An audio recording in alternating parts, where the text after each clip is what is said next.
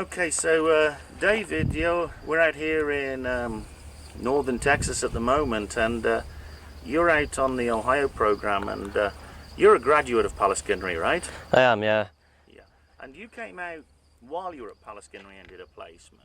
Yeah, I came out in 2011, did my work placement with Farris Brothers Harvesting, Rick Farris, and he's came out and did the whole harvest run, and I kind of decided I wanted to do it again. So I came out this April gone and worked for Rick again. I've been doing the harvest run ever since, and we didn't have anything to cut up in Kansas for a week or two, so me and another Irish lad are down here helping Jim for a couple of days to get the corn out down here in Texas. Okay, now you did your placement from Palaskindry and came out to Rick 2 or 3 years ago.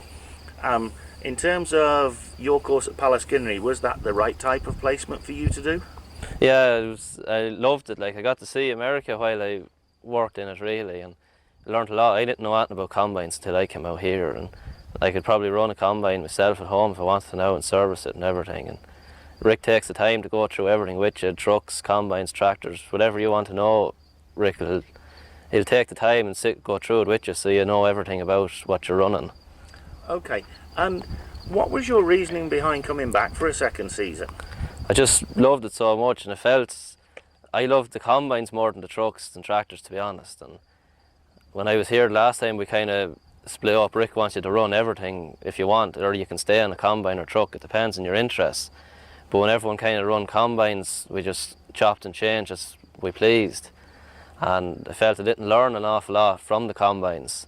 So this is the main reason coming back. Is before I came down here now, we were in the workshop getting combines ready for the fall harvest, putting jewels on with spacers and longer final drive shafts, and just completely gutting the combines out, all the concaves, grates, sieves, everything, because they're just nearly completely new combine going into corn harvest. And that's where I wanted to be, just to learn basically how to set up and run a combine for the full season. Okay, now people like Rick Farris, Jim Dybert, they run new machines every season, so you got the latest, greatest technology. How, in between 2011, I think it was, you were here, and now, 2 or 3 seasons later, have you noticed a big jump in the level of technology on the machines and things like that? Yeah, then Rick runs the K7140 axial flow combines, and we had 7088s, and there's a completely different cab on them now. And we used to have an A-post in the cab for all our fuel level and temperature. It's all on the monitor in the cab now, and you've all GPS mapping. It'll follow you throughout the field.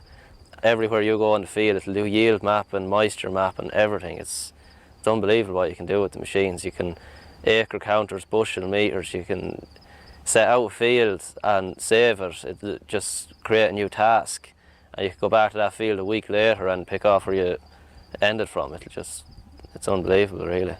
Yeah, and you've come back in your second season. Have you been given like a higher amount of responsibility and things like that by Rick? Yeah, to a certain extent I have been. Like, when we moved from stop to stop, Rick would usually be at the back and Pat would be at the front when we were moving in convoys. We'd all follow Pat, and Rick would make sure no one slacks behind.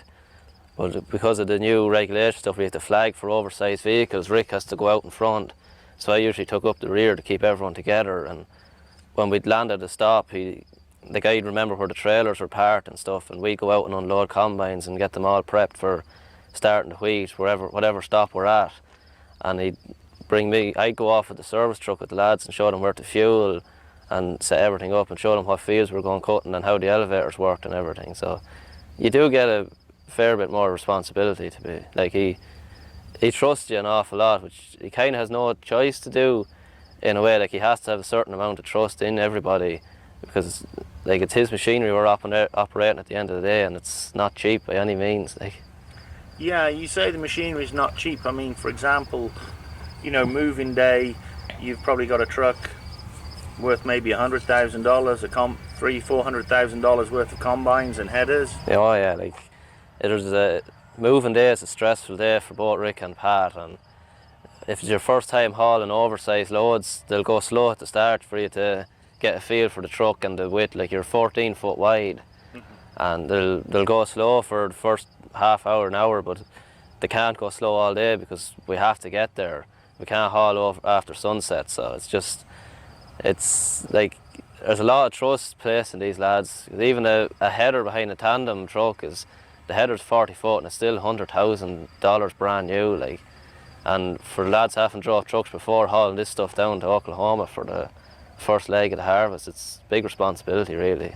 Yeah, for sure. Now, you went through the Paliskinnery program. What advice would you give to somebody who's in a program at Paliskinnery or somewhere similar to that in a college program and thinking possibly of a placement in the US? Well, if you're thinking about it, you may as well just do it, because you'll regret not doing it in the future.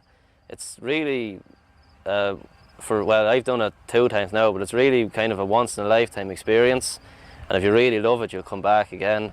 It's unbelievable, really, because you get to see a whole different part of the world. The whole farming setup is completely different out here. But if you're into pulling on wrenches and spanners all day, maybe a dealership at home is a better place for you to go. It all depends on the individual, and if you're going to be homesick, this isn't the place to be. Like, it's 8-9 months, and it is hard work, but you get a good bit of time off and you get to see America and stuff. Like, if you want to travel America while you're working it, this is definitely the place for you. And if you're into trucking, like, you come out here, and like this is Jim's truck, and you have a 42-foot grain trailer, which is about 30 tons of grain in it. Like, they'll put you through your CDL and everything, and I have 5 written tests and 3 driving tests to do, and they'll put you through everything, take the time to show you everything about the trucks, and once you pass your CDL, away you go. Okay, and you said you've got to see a few things outside of work in the season, right? Yeah, we got, like, up in Montana now, you get a fair bit of time off because the weather changes a lot, it varies. You get to go to the likes of Yellowstone National Park, Glacier National Park, and Mount Rushmore in South Dakota. You get to see a lot of big attractions in America. And like Rick wants us to go and see these things, so that he doesn't want you to come to America and just work and not see the countryside.